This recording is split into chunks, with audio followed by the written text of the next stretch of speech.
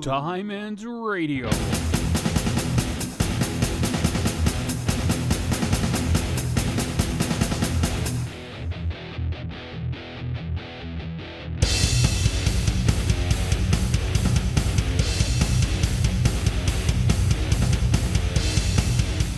All right, we're live.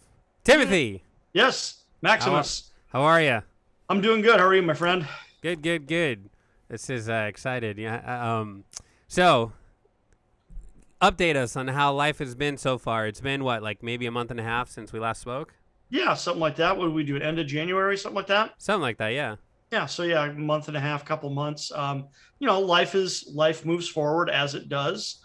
We mentioned off camera, life's standard trials and tribulations. Everybody has them. I have them too, challenges with work and things like that. We've been busy as heck. Really? At work. Oh my God. Yeah. You can imagine, everybody got their stimulus check and now they want to spend it. So. Oh yeah, I bet. So we've been having some record-setting days for a couple of weeks now. Okay. Well, I'm going to jump into the last thing we talked about. Okay. Mm-hmm. So there was a question that was brought up, and it was more on the science behind the evidence of the pictures and the paintings and stuff. Mm-hmm. The question was, how do you know scientifically how accurate that those paintings are? Like they're talking about like the dinner scene and the nativity scene, like the original paintings that everyone's seen. Okay, so you mean the artwork that exists today that has been painted or whatever over the centuries about either the nativity or frankly the resurrection. We're close to the resurrection, and we may talk about that a little bit today, right? Yeah, absolutely. And that's their question. They're just curious about how accurate those are, knowing that we're now they met someone like you that is correcting history. Right. Okay. Well, there's a lot of comments you can make about the artwork that does exist. Okay. Mm-hmm. Because, some of it is better than others. Okay. Also there, of course, they were basing it on what they knew at the time. Mm-hmm. So there's that component, what people knew at the time. Also, we're getting to the very heart of my work very quickly, which is that we are contrasting the tradition with what we are now finding out to be historically accurate. And that's one of the key components of this whole discussion, is that, when does tradition become an end unto itself and kind of take over, right? Right. Because if and I'll just go there. Let's just go there right now. The Bible commands God's people to commemorate certain events, right? Mm-hmm. So, for example, in the Old Testament, you have God commanding the Jews, the Israelites, to commemorate the Passover, right? And then when Jesus comes, what we call the Last Supper would rightfully be called the Last Passover. Okay, because that's what he and his disciples were celebrating, was the Passover supper, in light of he now knew at that point in time, he knew he was facing his death, right? And then in the New Testament, we are commanded to partake of the Lord's Supper, okay, to commemorate that event. So things like rituals and traditions, they are there in the Bible. There's no question about that. But the flip side is you also have Jesus just ripping the Pharisees apart and telling them, but wait a second, your traditions do not honor me. Your traditions have become an end unto themselves and are breaking the very commandments that you think you're keeping. So there comes this point where, because here it is, when you allow error to creep in, right, uncorrected, and then that error grows and grows and grows and grows, and then when the attitude sets in of, well, this is our tradition, so we're going to do it this way, and then the tradition becomes what's important, not the truth, you've crossed a line, right? Now, it Yeah. may be difficult to tell exactly where that line is. That I'm absolutely admitting that this can be a long, slow, incremental journey from truth to error, and that you don't know where you crossed the line. But that's exactly what I'm addressing with both the Nativity, and like I said, today we'll probably talk about the resurrection a little bit as well. And that is, man, truth matters. I mean, we need to rescue truth from familiarity, you know? Yeah. And a follow up to that, we talked about how some people are just like, no, I'm gonna follow what I've always followed because Sure. Yep. right now the question is, you mentioned that like you couldn't sing certain carols because you wholeheartedly know that it's not Right. not It accurate. drive me right? crazy. Yeah. Yeah. Mhm. So it's not in a sense of convincing people because we know that's tough. But like, if we're educating people, what would be a better approach so that they don't feel that they need to swallow a pill that they're not. You know what I mean? Right. Like they're so used to the tradition, and you're like, Sure. it's fine, but Right. Well, I mean, you came very close to saying what I would say next, which would be, I have very little interest in convincing people against their will. Right. That's not what I'm about. And number one, we know it doesn't work, right? Right. There's that old little quip, that little saying, a man convinced against his will is of the same opinion still. I have no desire to convince people against their will.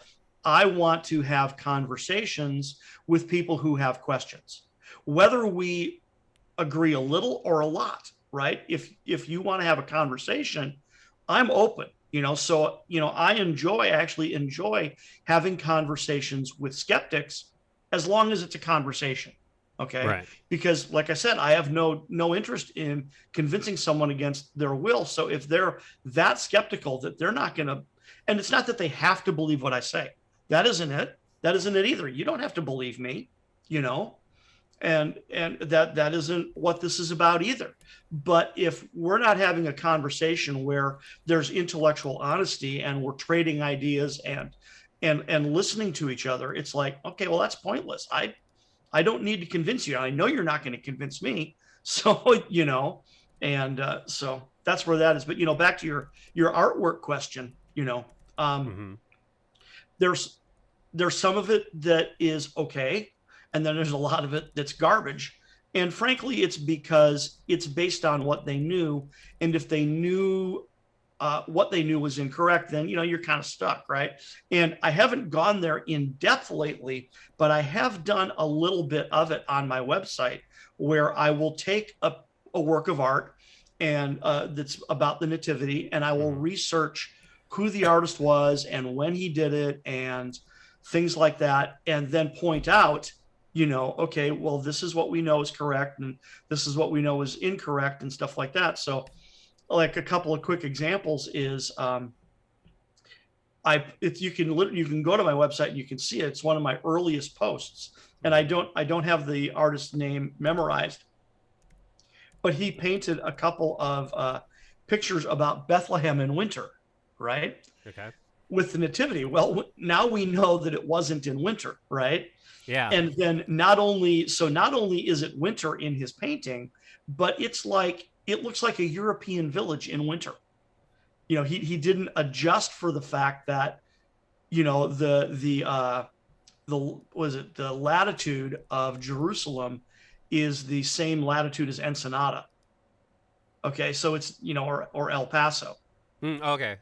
Right? Yeah. It's not a northern location. It's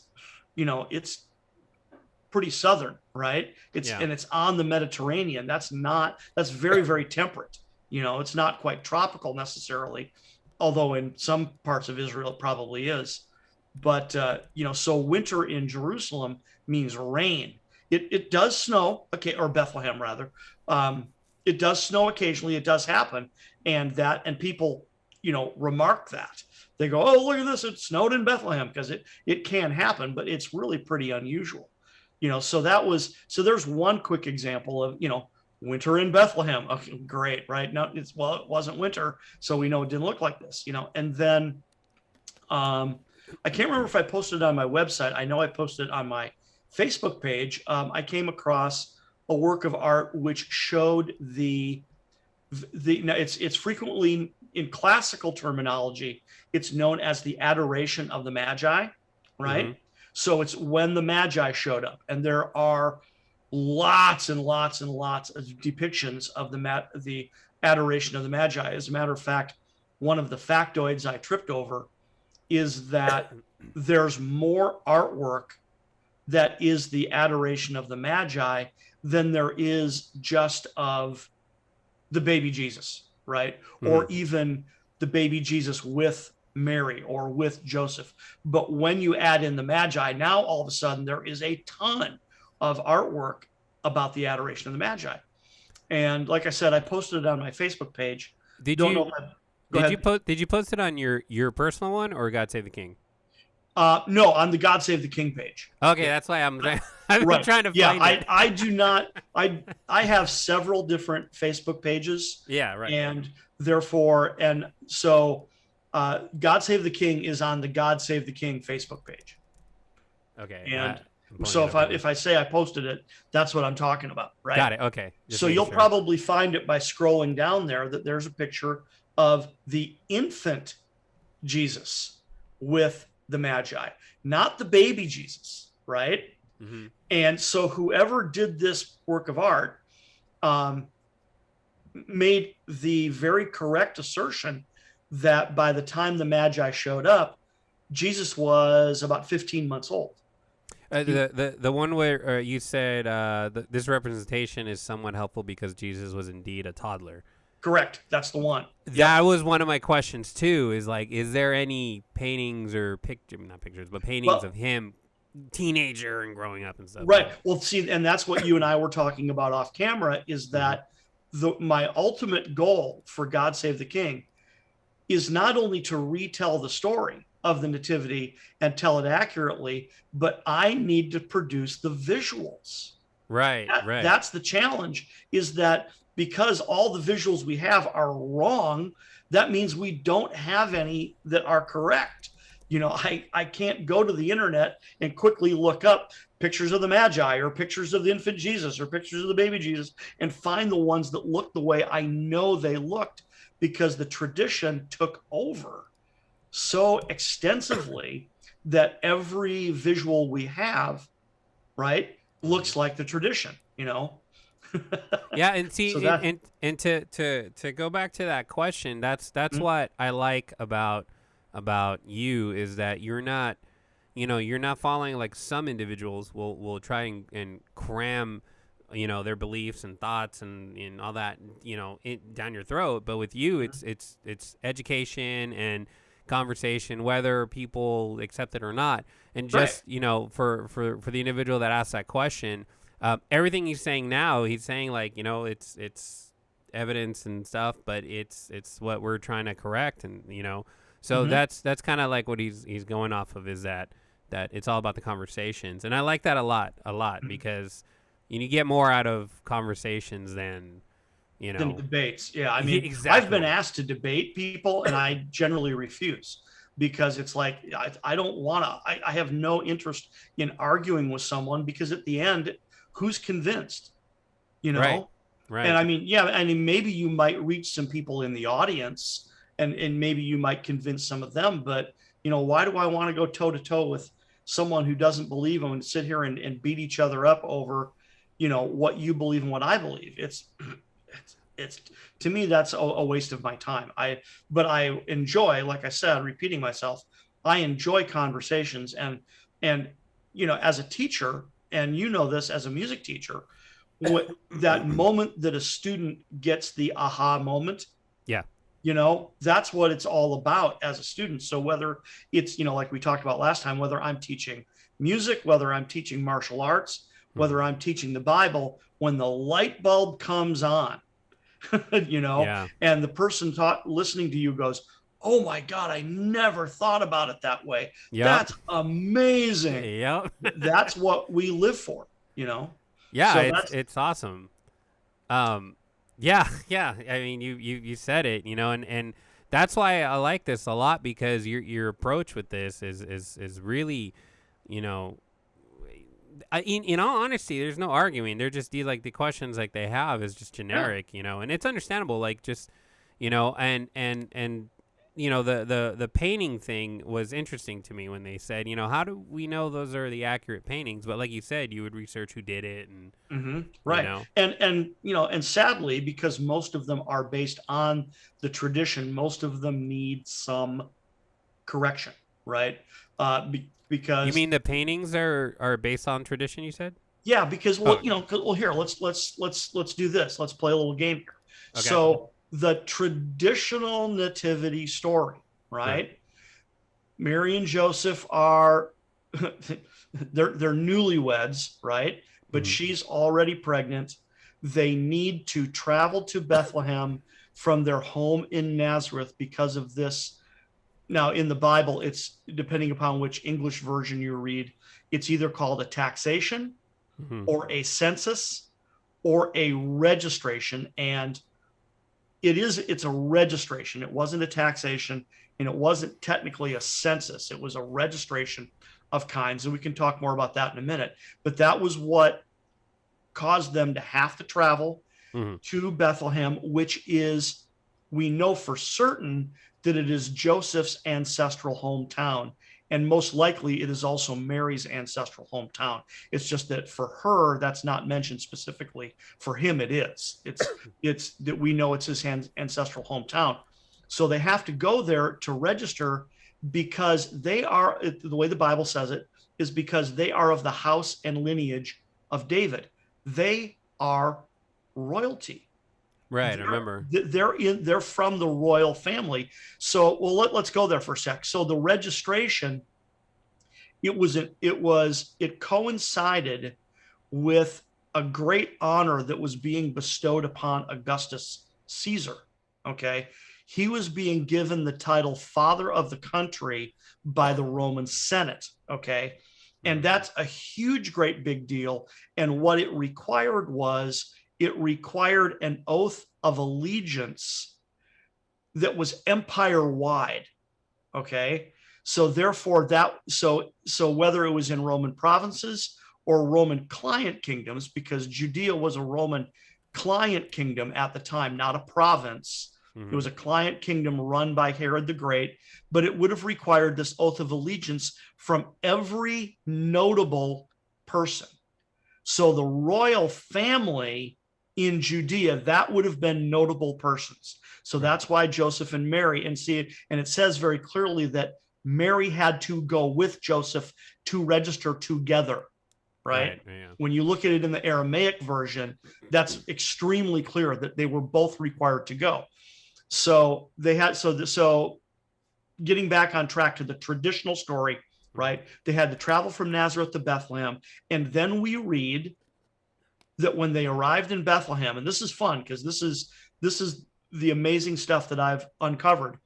It says that when they arrived in Bethlehem, in the traditional story, they go to the local motel, and the way we tell it, we speculate, we say, well, the town was overcrowded due to the registration, and therefore there was no room in the local motel.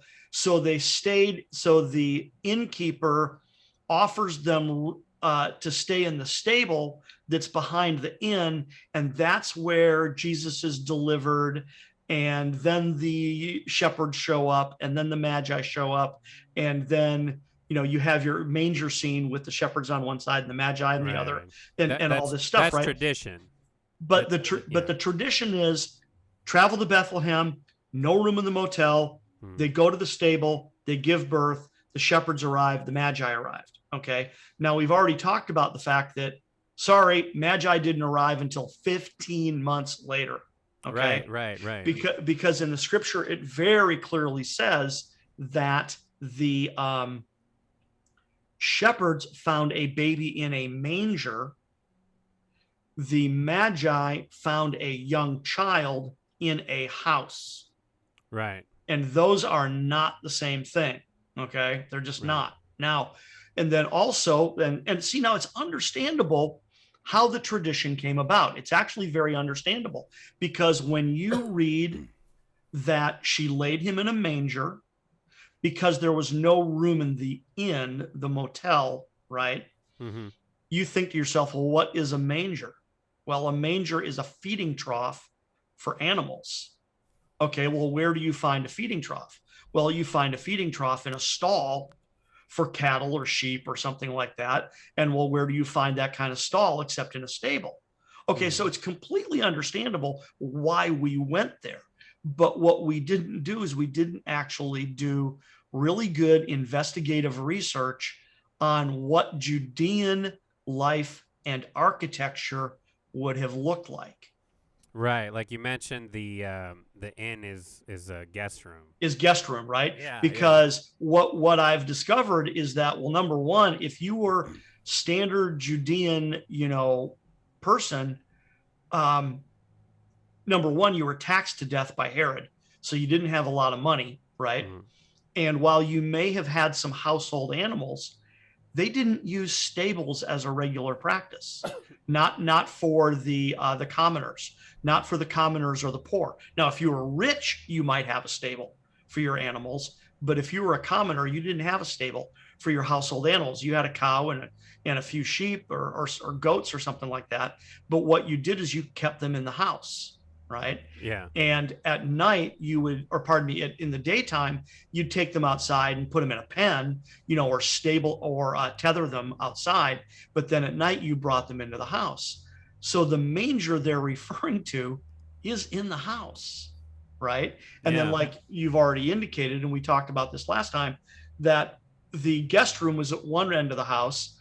This makeshift area for the animals was at the other end of the house, but then the manger was right there. The manger was in the living room. So now we understand that, and like we said, the Greek word for inn is not the word for a commercial inn, right? Yeah. It's the Greek word for a guest room, right? And so the Greek words there is for guest room is kataluma, and then the Greek word for a commercial inn would be a pandokion, right? And see, I picked up on this fact, a lot. This was incremental. This took me years and was incremental figuring this out, because like I said, if the tradition is true, okay, it's understandable how we got there. Oh, there was no room in the inn. There was no room in the motel. Okay, well, that means there was no vacancy. That means the innkeeper turned him away. Okay, so we artificially supply the innkeeper, even though no innkeeper is mentioned in the record. Yeah, so a play on words, because they took it literally. Correct, right? Yeah. Well, that's because, now somebody mistranslated kataluma. Right? Because what's really cool, this is something that's really cool about the Bible in general, and about the Gospel of Luke in particular, is that Luke uses both the word kataluma and the word pandokion in other areas of his gospel.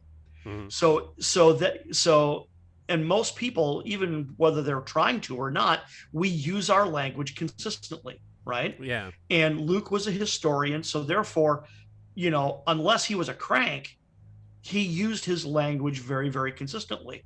So there's, and this is cool because it ties us into this time of year, the Passover, right? When the final Passover was approaching, Jesus instructed his disciples to go into Jerusalem, where they would meet a man who would show them a furnished room where they would be able to celebrate the Passover. And that's the word kataluma. It's a guest room in the man's house. Right? So why is it correctly translated guest room in that record, but incorrectly translated inn or hotel, motel, right? In the other record? Someone messed up. Okay. Do you think it's because they're describing the manger and all that? That's why it was kind of messed up?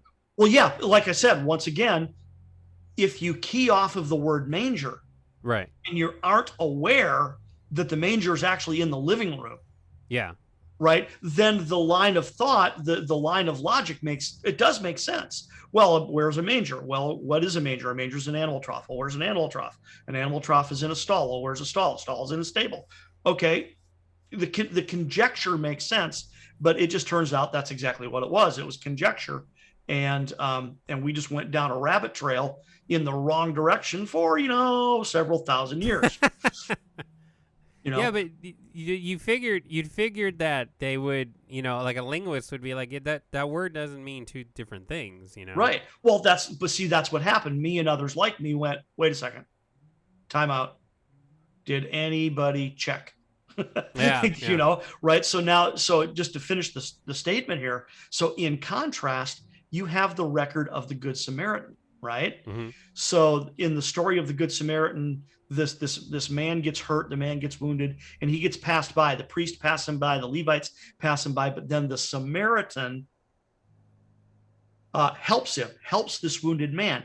And it says that he takes him to an inn, right? Mm-hmm. And pays the innkeeper to take care of him. And so that is clearly a commercial inn, and that's the word Pondokian.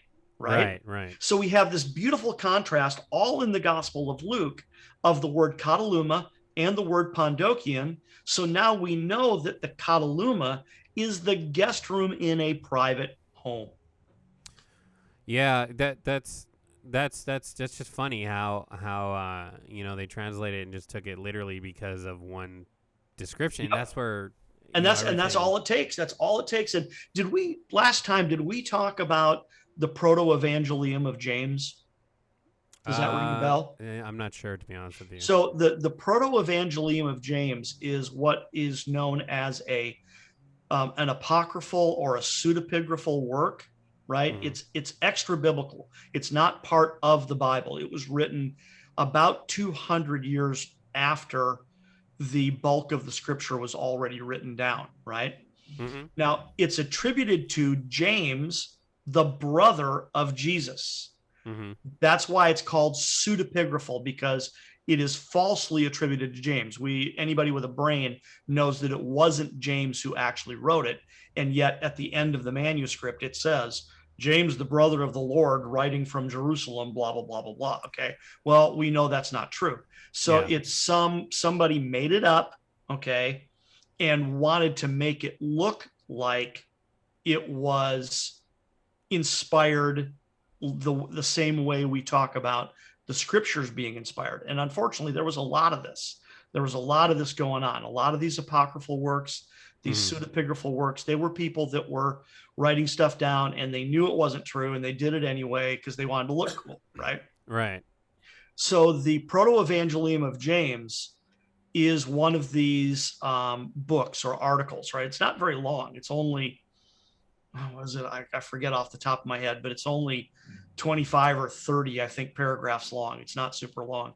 Mm-hmm. But this is the singular source, not singular, that's not the right word to say. It's one of the most exclusive sources of the traditional story that we have. Okay. Yeah. We did talk about this last time. Because you threw so many titles out, I couldn't memorize it. Right, I remember. Well, I mean, if you're not familiar with this stuff, I'm using a lot of big words and stuff like that. But yeah, in the Protoevangelium of James, this is where we get Mary on a donkey. Yeah. This is where we get Mary born in a stable or in a cave. Those are in here and things like that. This is where we get Mary giving birth the same night they arrived. Which all these things are nonsense. Where did this stuff come from? Well, this is where it came from. It came from this document that is just so riddled with error, right? Mm. One of the things I write about in my work is the fact that when you critically examine this piece of work, it is ridiculoly evident that whoever it was who did write this had never been to the Bible lands. Yeah. Because they had, or I shouldn't say they'd never been there, but they either had never been there or because they're writing about it like they had. Right. Okay. So they either had never been there or they just didn't know very much about it, because their geographic descriptions are incorrect. Their descriptions of Jewish life and Jewish practices is incorrect. They describe things that never would have happened. It's not possible. And Mm. yet we have accepted this as an alternative to the biblical records that we know are true. And so this is where the tradition came from, and it just ran amok.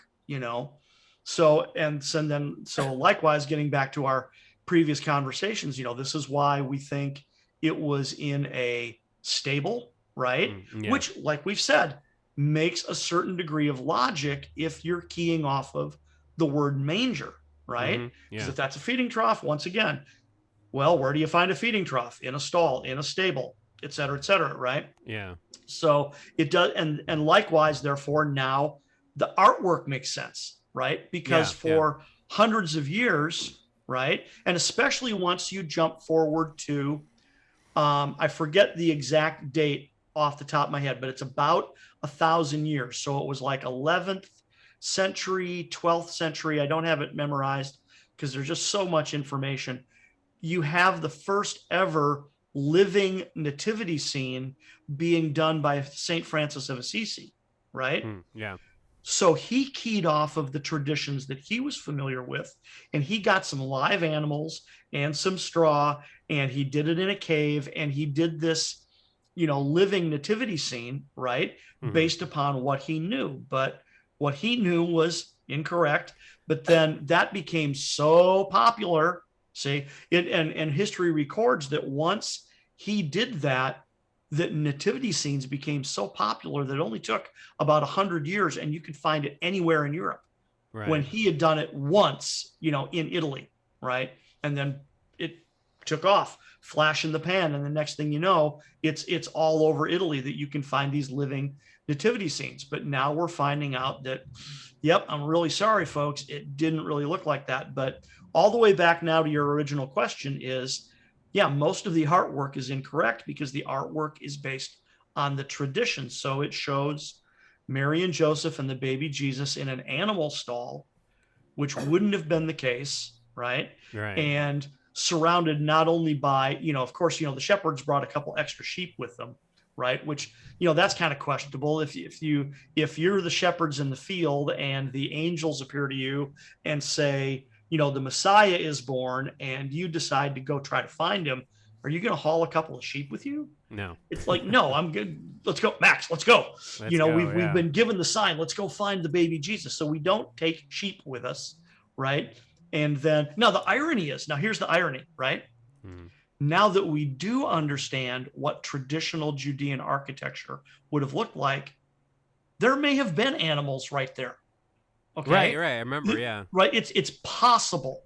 Now, we don't know for sure, because if there's a baby being born, the smart thing to do is to move the animals out of the house.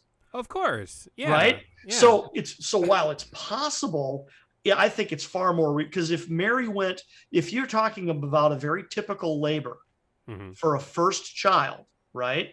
And we do know that Jesus was born in the early evening. That we do know, okay? Yeah.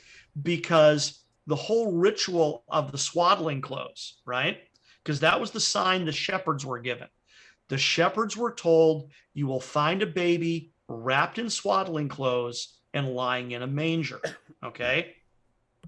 Swaddling clothes was a ritual. So here we are back to the ritual thing again. But what they would do is the baby would be born.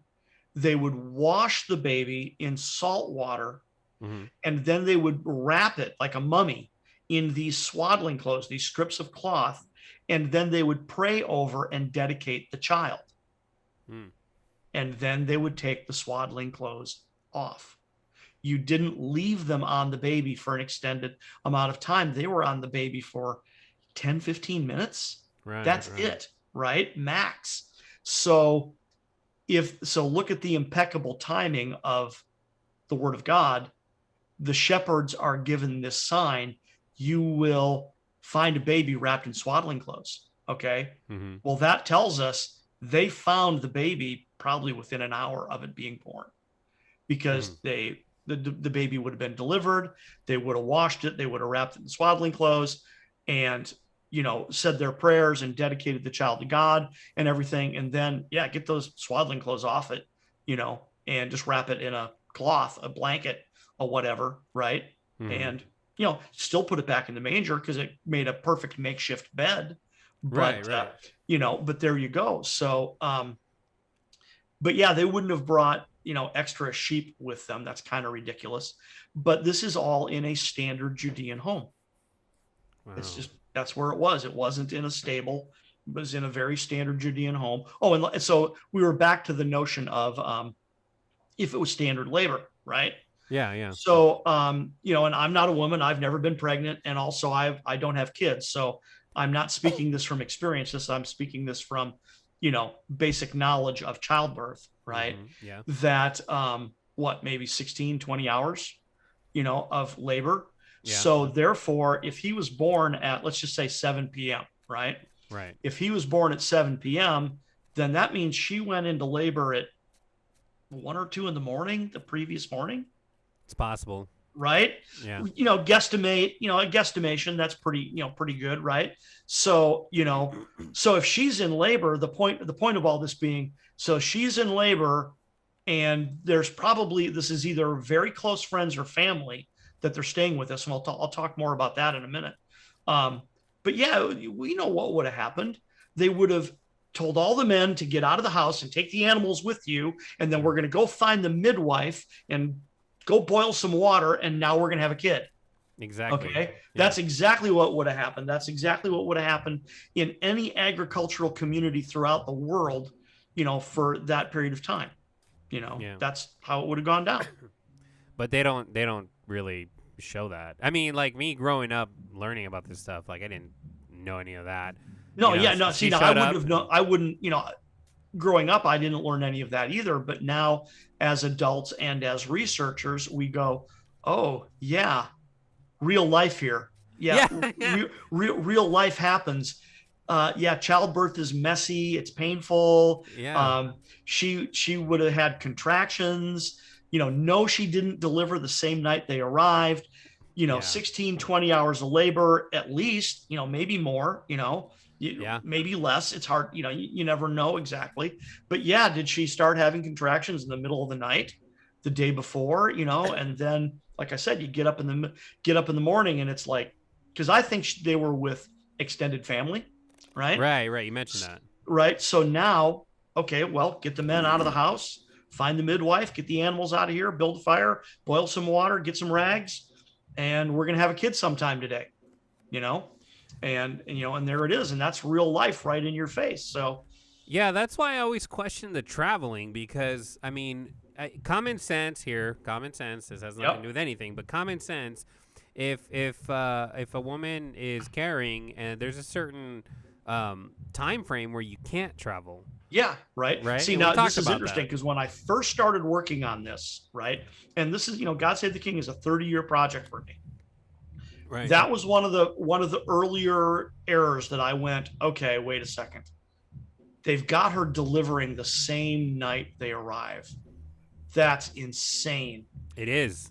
Okay. That, number one, labor doesn't go that fast. Right. Mm-hmm. Or number two, it means she was in labor on the back of the donkey. And that's really ridiculous. Right. Right. That's just beyond unfathomable. Right. So that was one of the things in my mind. It was one of the first things, like, nope, didn't happen that way. Sorry.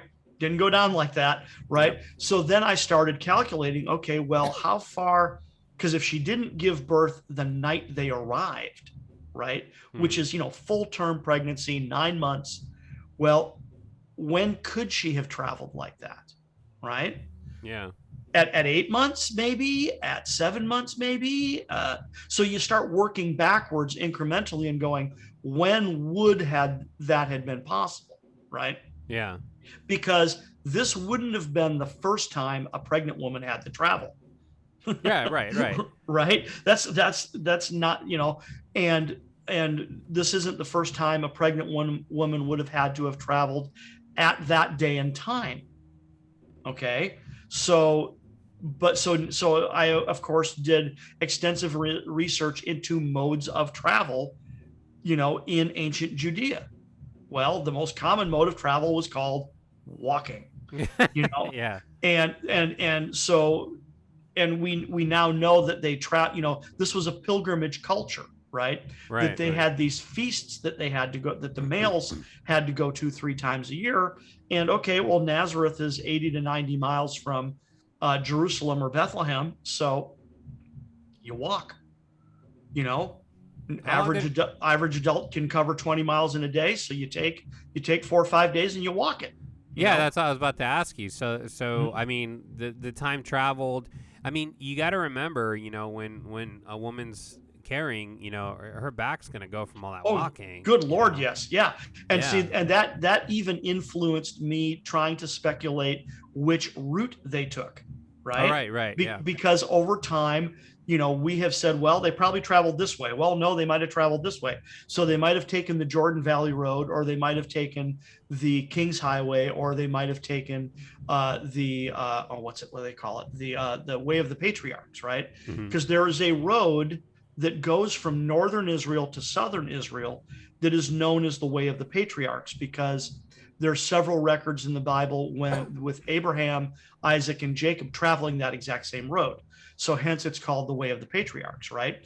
But the problem with the Way of the Patriarchs, it's also known as the Ridge Road, because it traversed the ridge line of the Judean and Samarian mountains, right?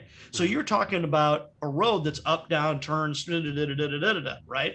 So part of what that convinced me was, well, she didn't ride a donkey on that road, because if you've ever spent any time on the back of any equine, whether it's donkey or horse, see, I used to give trail rides when I was in college, right? In the mountains in Colorado, right? So I know what it's like to be on the back of a horse on a winding trail where you're going up and down and making turns and stuff like that. And you've got to ride that horse. You can't just sit there and relax. Right. So try to imagine doing that while pregnant. Oh, That good could- God. Yeah, that could even cause a miscarriage too, just by Well, the bouncing now up and the down. irony is that I also uncovered that in ancient times, riding a horse was often used to induce labor. I can see that. Yeah. So Yeah. because if you've reached maximum, duration of the pregnancy, and it's not coming, the kid's not coming. Okay, we'll put her on a horse and bounce her around a little bit, and Yeah. and see what happens, right? But yeah, there's all these questions about would she ride a donkey? Could she ride a donkey? Which road did they take? Because in order to ride a donkey, it better be pretty straight and flat, Right. Right. Yeah. so all these things combine to help us figure this out. And then to top it all off, and this is opening up a whole nother scenario in the story, is that I have now become convinced that when Mary revealed to Joseph that she was pregnant, that the two of them very quickly determined that they needed to leave Nazareth immediately, because of the punishment. because of the reputation that Right. could, if she were discovered, because here it is again, back in the Protoevangelium of James, she is publicly discovered, right? And they're put on trial. She and Joseph are put on trial in the Protoevangelium of James for having committed a crime, because she's publicly discovered as being pregnant, right? Yeah. Well, that's not how it went down. I believe, ready for this? Yes. I believe that Mary revealed to Joseph that she was pregnant on their wedding night.